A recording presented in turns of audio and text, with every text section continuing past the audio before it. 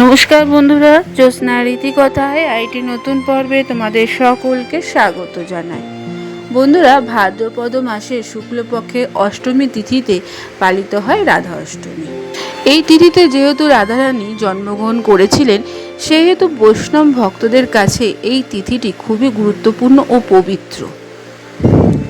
এটা মানা হয় যে যারা জন্মাষ্টমী পালন করেছেন তাদের রাধা অষ্টমীও পালন করতে হয়।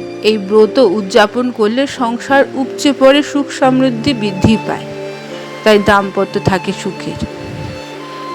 সেহেতু এই রাধা অষ্টমীর দিন রাধারানীর প্রিয় কোন সবুজ ফলটি নিবেদন করতে হয়, সেটি ছাড়া বাকি ভোগ প্রসাদ অসম্পূর্ণ থেকে যায়। সেইটি আজকের পর্বে তোমরা জানতে পারবে। ভালো লাগলে অবশ্যই শেয়ার করে দিও, লাইক করে দিও, আর পাশে রাখা বেল আইকনটিকে প্রেস করে রেখো যাতে পরবর্তী ভিডিও নোটিফিকেশন সবার আগে তোমাদের কাছে পৌঁছে যায়। বন্ধুরা, রাধা অষ্টমী তিথি বাকি সম্পূর্ণ তথ্য শুরু করার আগে তোমাদের জেনে রাখা দরকার রাধা অষ্টমীর তিথি কখন লাগছে। ভাদ্রপদ মাসে শুক্লপক্ষে অষ্টমী তিথি শুরু হচ্ছে 10ই সেপ্টেম্বর মঙ্গলবার রাত 11:11। ভাদ্রপদ মাসে শুক্লপক্ষে অষ্টমী তিথি শেষ হচ্ছে 11ই সেপ্টেম্বর বুধবার রাত 11:46।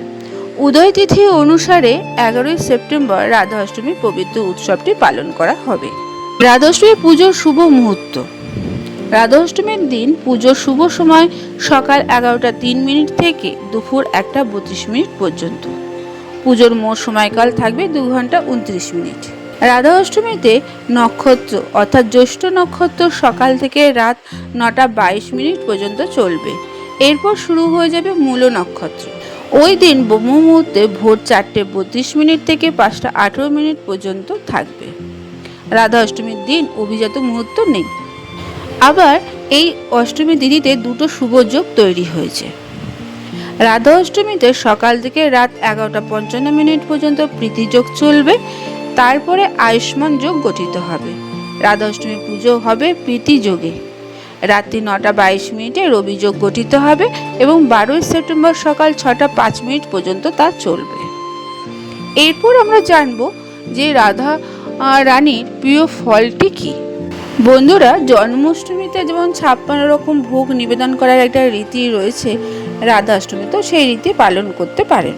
তবে 56 ভোগ নিবেদন করতে না পারলেও কিছু খাবার অবশ্যই নিবেদন করতে পারো। প্রচলিত বিশ্বাস অনুসারে বন্ধুরা, এগুলো রাধারানীর প্রিয় খাবার। তার মধ্যে অন্যতম হলো দই আরবি। মাখন মিশ্রির সঙ্গে রাধা অষ্টমীর দিন রাবড়ি নিবেদন করতে পারো। ভোগ প্রসাদে লুচি, মালপোয়া, পরমান্ন, তালের বড়া দিতে একদম ভুলবে না। জন্মাষ্টমীতে যেমন তাল ছাড়া অসম্পূর্ণ, ঠিক তেমনি রাধা অষ্টমীতে নিবেদন করতে হবে আতা।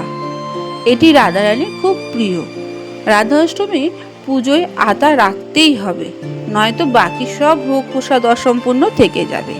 তাই তার প্রিয় ফলটি অর্থাৎ আতা নিবেদন করা অত্যন্ত জরুরি। তাহলে রাধারানী সন্তুষ্ট হবেন এবং তার আশীর্বাদের হাত সর্বদা তোমাদের উপর থাকবে। আজকের পর্বটি এখানে আমি শেষ করলাম। এতক্ষণ আমার চ্যানেলটির পাশে থাকার জন্য এবং ভিডিওটি দেখার জন্য তোমাদেরকে অসংখ্য ধন্যবাদ।